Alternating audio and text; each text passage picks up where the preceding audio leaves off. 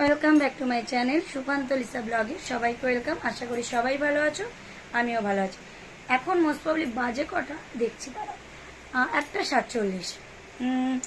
মোটামুটি ঘরে সব কাজকর্মই কমপ্লিট হয়ে গেছিলো।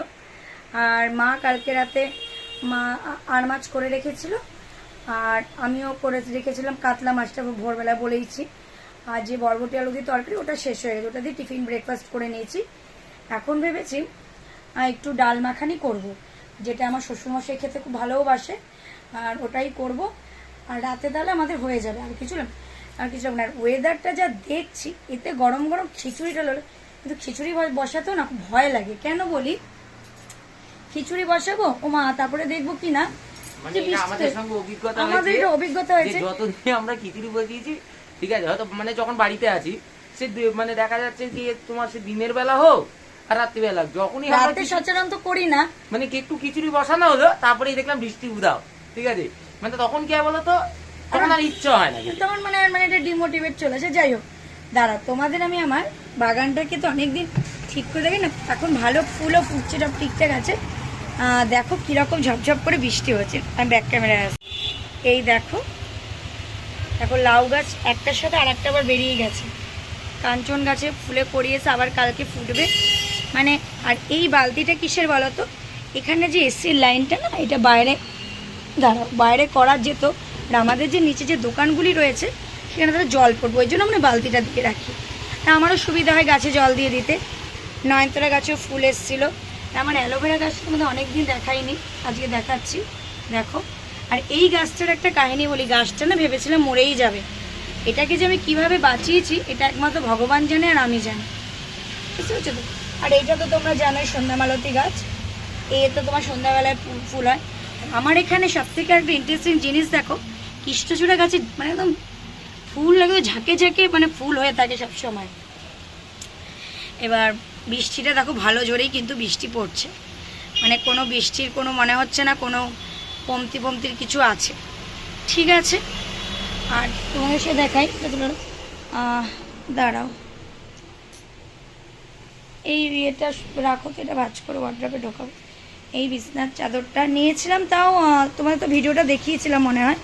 বিছনার চাদরটা নিয়েছিলাম, বিছনার চাদর এত সুন্দর, আর এত সুন্দর টান টান থাকে, এর মধ্যে বসলে শোয়ার পরেও না বিছনাটা কুচকানো, খুব সুন্দর। আমি ভাবছি এরকম আর একটা বিছনার চাদর, দামও রিজনেবলের মধ্যেই আছে। দেখো কেমন লাগছে। আর এদিকে আমার পুতুলগুলি সব উল্টে পাল্টে যাচ্ছে, এই যে এখান থেকে দেখাচ্ছি, ঠিক আছে। আর ওটা দেখো বেঁকে গেছে, ওটাকে এখন ঠিক করতে হবে। এটাকে একটু ঠিক করে দাও না, ফুল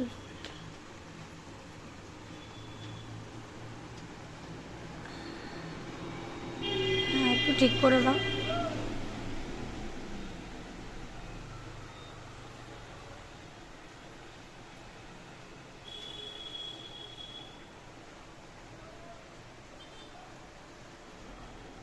হবে নাকি আমি ওপরে উঠবো? দাঁড়াও, আমি পরে আসছি। হ্যালো বন্ধুরা, চান করে চলে এলাম। এবার লাঞ্চটা করে নেব, আর তোমাদের সাথে একটু বক করছি। আর ওদিকে একটা বাথরুমে দাদাভাই চান করলো, আর একটা আমি করে নিলাম।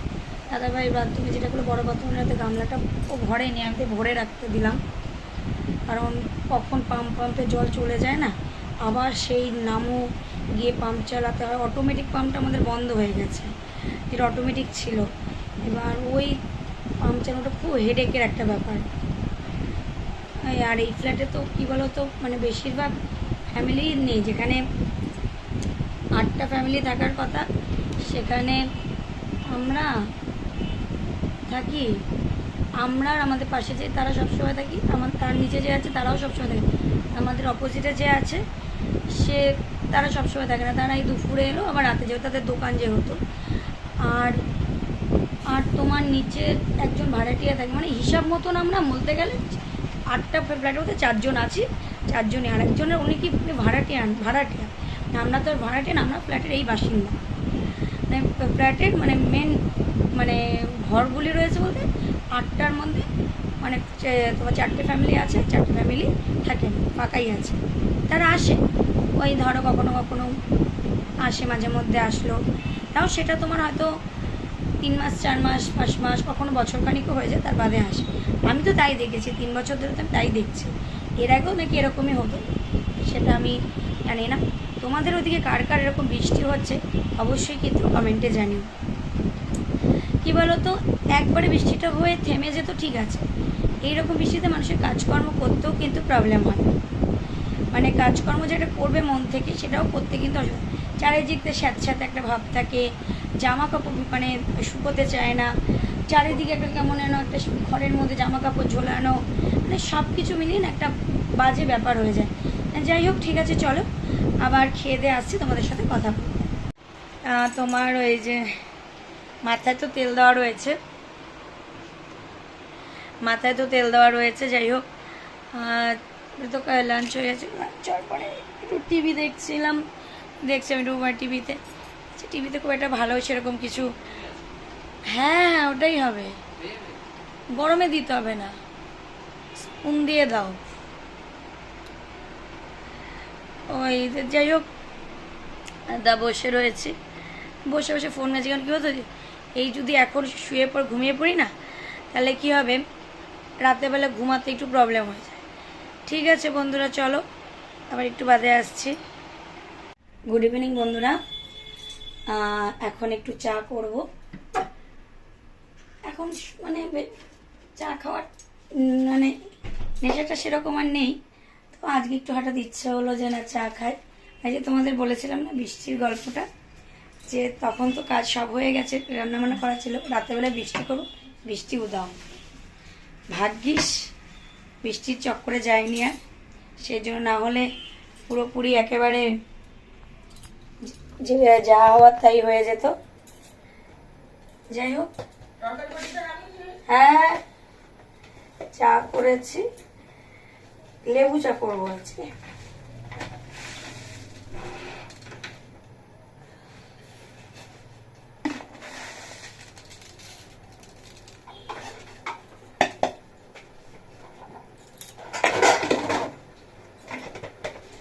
লেবু চা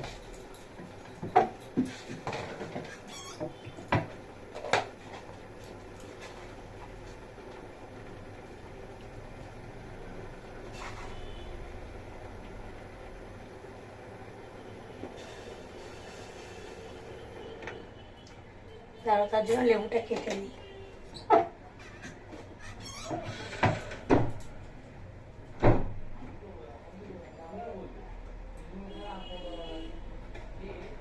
আস্তে আস্তে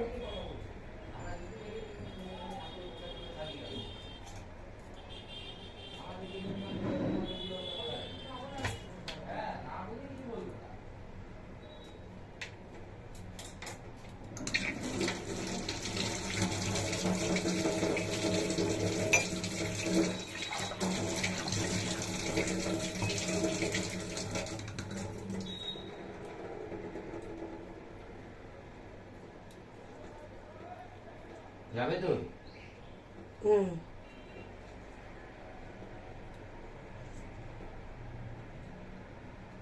জল জিরাটা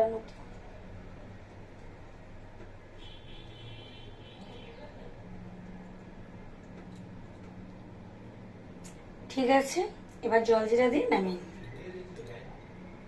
এই দেখো বন্ধুরা, গরম গরম 2 কাপ নিয়ে এলাম লেবু চা। জানি না কেমন হয়েছে খেতে, দেখি টক বেশি হয়েছে মিষ্টি বেশি হয়েছে, টেস্ট করে দেখে বুঝতে পারবো। আর তোমরা কি করছো সন্ধ্যাবেলা সেটা বলো। আজ তো ভেবেছি রথের মেলায় যাব, কিন্তু আমার একটা সবচেয়ে বড় অ্যালার্জি কি জানো তো, ওই আসতে করো না, বৃষ্টি বাদল হলে না আমার মানে কি বলো তো, বেরোতে না একটু লেতাজি লাগে, কাদা ঠাদার মধ্যে দিয়ে আমার যেতে আসতে না খুব প্রবলেম হয়। মেলা তো ন্যাচারালি মেলাটা দেখো, ওই মেলাটা ছোটোর মধ্যেও হয়, এবার মানে কাদা ফাদা হয়, সেজন্য আমি এবার দোনোমনো করছি। বিশেষ করে নিচের যে ছোটোখাটো দোকানগুলি সেগুলি তো বসবে না, এবার সেই জন্য ভাবছি কি করব না করব। যাই হোক চলো আবার পরে আসছি। তোমাদের সাথে একটু কথা বলতে এলাম। আজকে বললামই তো রাতে কিছু করার নেই রান্না বান্না। আচ্ছা, সবই করাই আছে কমপ্লিট। এবার এখন তো বসে টিভি দেখছি, ভিডিও দেখছি, খাবো ওই 11:30-12টার দিকে খাবো। যাই হোক, এই মেলায় ভেবেছিলাম যাবো, তারপরে বৃষ্টি বৃষ্টি তো পড়ছে দিকে আর যাবো না, ভালো লাগছে না, ওই জন্য যাইনি। আর সত্যি কথা বলতে কী বলতো, আমার না অত মানে কাদা বৃষ্টি ঘিজি ওইসবের দিকে আমার অতটা বরাবরেরই কোনোদিনই ন্যাক নেই। যে প্যান্ডেলে প্যান্ডেল মানে ঠাকুর দেখতে ওই ভিড় ঠেঙিয়ে প্যান্ডেল দেখতে যাই, ওইগুলো আমার ভালো লাগে না। তারপরে হোল নাইট জেগেটা তো আমার মনে হয় ঠিক আছে, 11:30-12টা অবধি দেখলাম, দেন খাবার নিয়ে আসলাম, খাওয়া দাওয়া করলাম, ঠিক আছে। এই হোল নাইট জেগে ঠাকুর দেখা আমার এগুলো কোনোদিনই পছন্দ না, এই হলো ব্যাপার।